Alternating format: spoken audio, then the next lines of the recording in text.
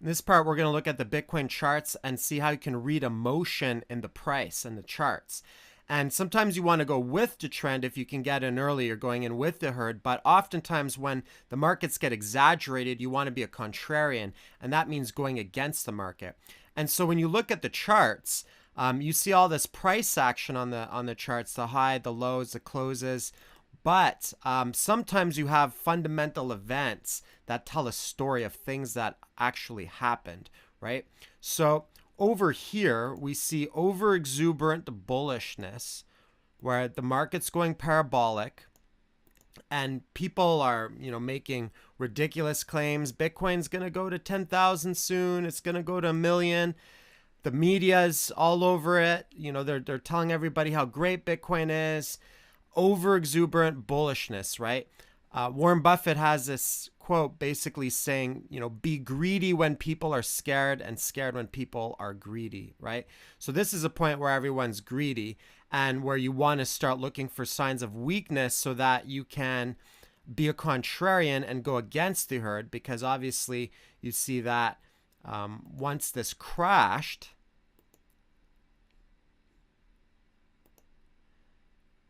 the price went down 65% in a very short period of time.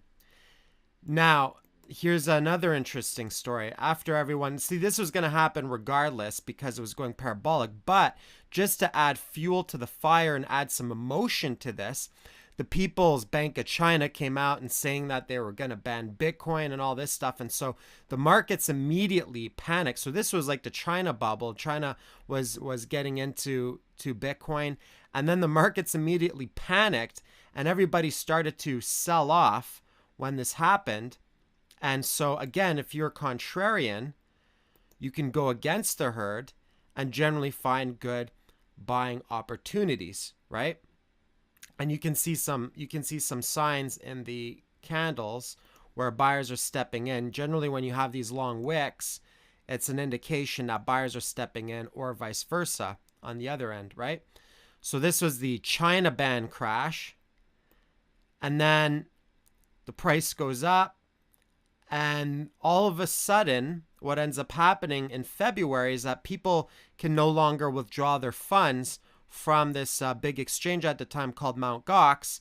And right here on this capitulation candle over here, Mt. Gox shut its doors down and we had a massive panic. But notice how this panic just happened to correlate with support on the last drop, right?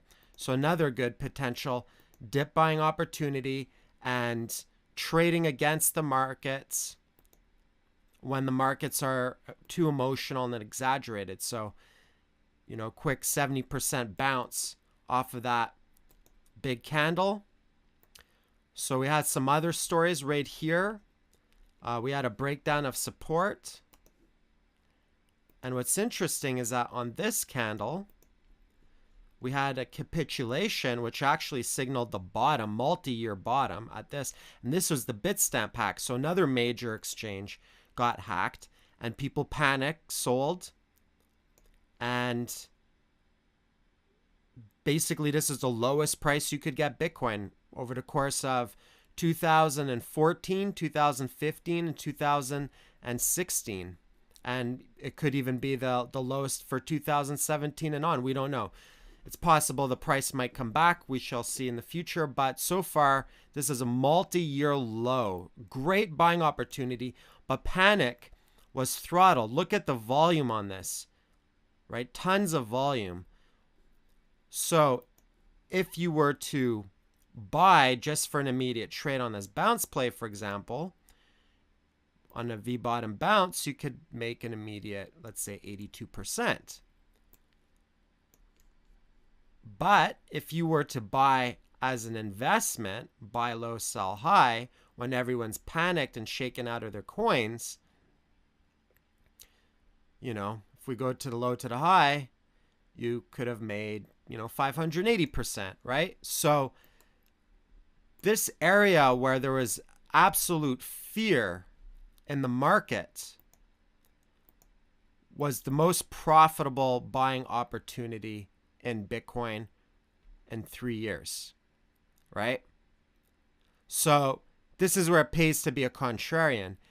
And you also have to be a contrarian with yourself, because naturally your own mind will react to what it's seeing immediately in front of it, right?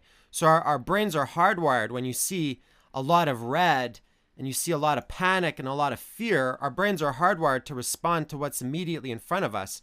But you have to override that sometimes and be a contrarian even within yourself and your own emotions and do the opposite, right? Same with here. You know, people see the price going up here, they get really, really greedy. They're like, I'm gonna buy tons. Some people were taking out loans or, you know, putting their savings in Bitcoin, thinking it was gonna go up forever. And then, you know, eventually it did make it back up to these levels, but they would have had to stomach this entire bear trend. And it definitely isn't the best way to proceed or go about doing things, right? So this is definitely where you want to think about selling or shorting if you don't have any coins. And this was the best buying opportunity available. Now, we had some other stories in the charts. This one's called the hernia, right? Where a prominent developer rage quit and declared Bitcoin dead. And there was a New York Times article on that. And so that led to a big price drop. But that actually happened to correlate with an ascending trend line right at support. So another good buying opportunity, right? When people are irrational and they just throw away their coins for cheap, that's generally a good opportunity to buy, right? So even from this point, there's a lot of money to be made.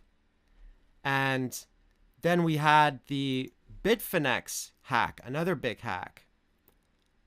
Huge panic. We had some dip buying opportunity there as prior resistance turned support for another good bounce play. And then we had some more fear, some more panic. This is the last major trade I took at the time of this video, where the People's Bank of China, again, it's interesting. Every time we get up to these levels, the People's Bank of China has something to say about Bitcoin. And this is where they were kind of cracking down on a few exchanges. They didn't outright ban it, but they created a bunch of restrictions, stopped them from margin trading and from even like withdrawing Bitcoin and stuff like that, to curb and have capital controls, right? To enforce their capital controls. But that led to another massive panic, right? And market sentiment is really, really low. So people see the price crashing and they automatically, their minds and emotions just start to exaggerate everything. They see the price crashing and then they think it's over. The bear trend's over. It's going to zero. It's time to give up. But you'll notice exact same thing, just like right here. Prior resistance turns support, prior resistance turns support. And I even wrote an article when the price dropped 33%. I posted it publicly saying that the bull trend is still very much intact and that I was long from 770. So I longed this really nice bounce play, right? So this was a good time to be a contrarian when everyone panics. And again, you want to sell when everyone is being extremely greedy. So this is how you can read emotion and trade emotion in the price charts and make a lot of money by doing the opposite of everyone else, right? There's a technical term for emotional trading. It's called dumb money. And it's dumb money because it's irrational. It tends to not have a plan, and it's completely irrational.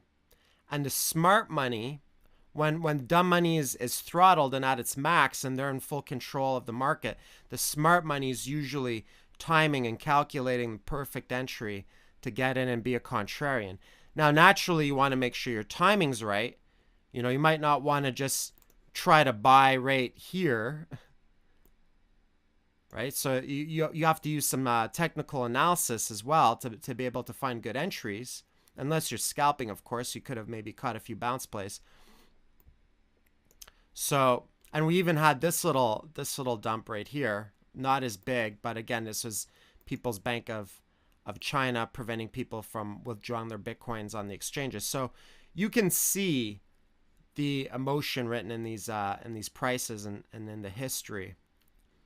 And so if you can cultivate being a contrarian and executing your timing, there's a lot of money that could be made trading against the markets.